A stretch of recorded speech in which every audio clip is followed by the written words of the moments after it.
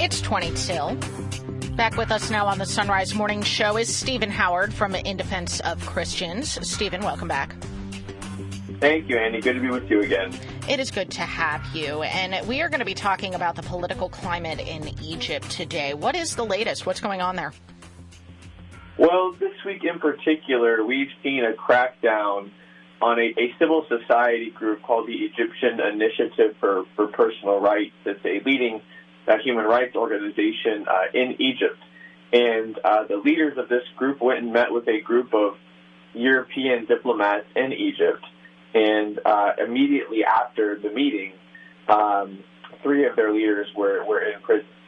And this is really in line with and in sync with just a larger trend, a larger crackdown on human rights advocates and on civil society in Egypt today.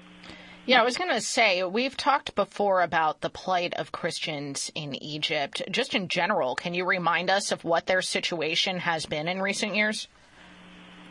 Certainly. So there's really 2 aspects to that question. The first is how are they socially doing? What is their place in Egyptian society? And secondly, how are they viewed and treated by the state? So as it regards society, the situation is not great. Christians remain, in many instances, a stigmatized group. Christians are unfair recipients of things such as blasphemy laws. There remain in Egypt many unfair stereotypes against Christians. There also, unfortunately, remain a lot of views of just intolerance toward Christians in Egypt.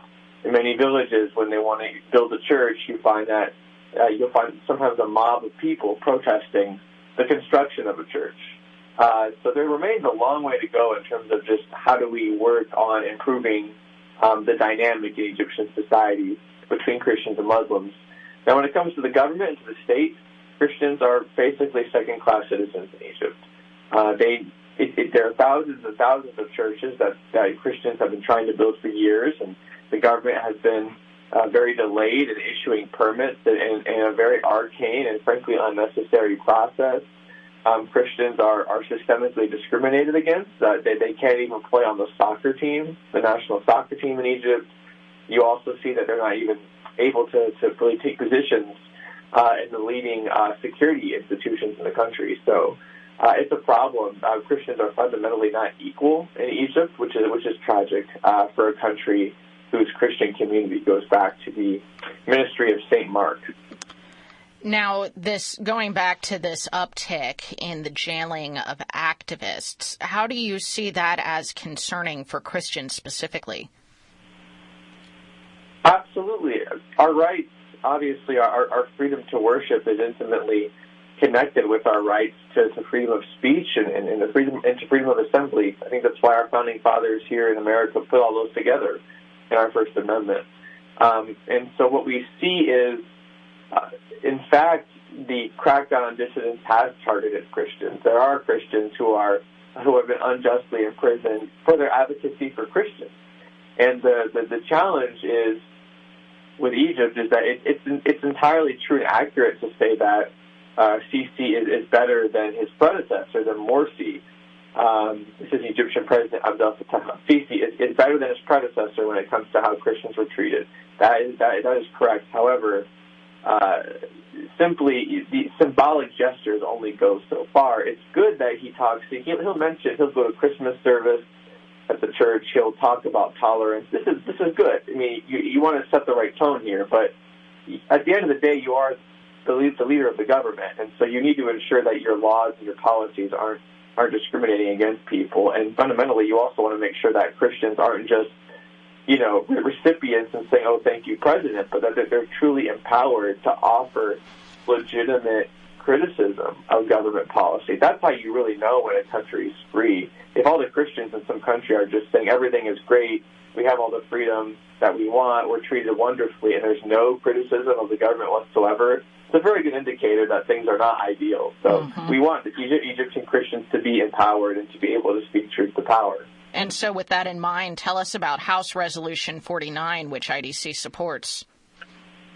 Absolutely. This resolution was introduced 2 years ago by Congressman Fred Schill, and was introduced on a bipartisan basis with the co-sponsorship of many members of Congress. It remains a strongly bipartisan resolution.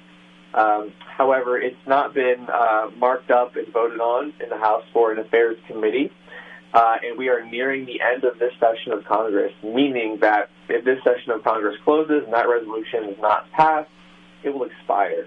Now, the goal of the resolution is simple. It's a simple statement acknowledging the good that Egyptian President Sisi has done, while also calling him out on his fundamental shortcomings and really identifying areas such as many of the inequalities I spoke to you about, whether it's job discrimination, freedom of speech issues, and churches not being open, and calling on Egypt to do a better job, to really give Christians equal citizenship. So we think it's a good message to send, and we believe if we can show Egypt that it is the position of Congress that Egypt does better, that they will listen. So with that being said, it's all the more important for your visitors to be checking out our Take Action website and sending an automated email to their members of Congress urging them to take action on House Resolution 49. Yeah, I mean, I'm looking at the page that you sent me on this. It was introduced in the House on January 16th, 2019, and it's yet to leave committee?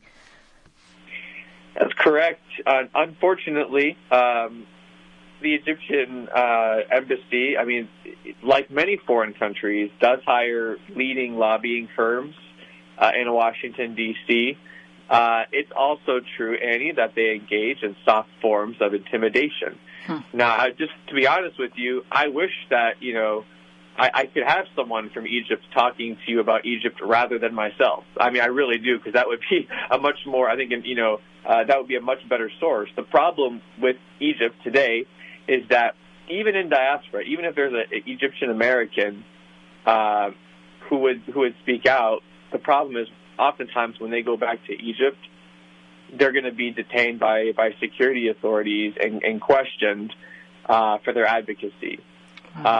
So, and oftentimes too, I mean, the embassy will engage in soft intimidation here against those who are willing to speak out. So it's a problem. But I'll even tell you, I know one of the prisoners we've been advocating for, Rami Kamel, a good friend of mine here, knows Rami, friends with him. He goes back to Egypt just to visit his mother and ends up being detained by security forces for several hours because of his affiliation with a civil society group. Wow. And is intimidated. And when he came back, he pretty much told me, hey, Stephen, I cannot vocally advocate anymore because if I do, I'm afraid about what's going to happen to me or my family.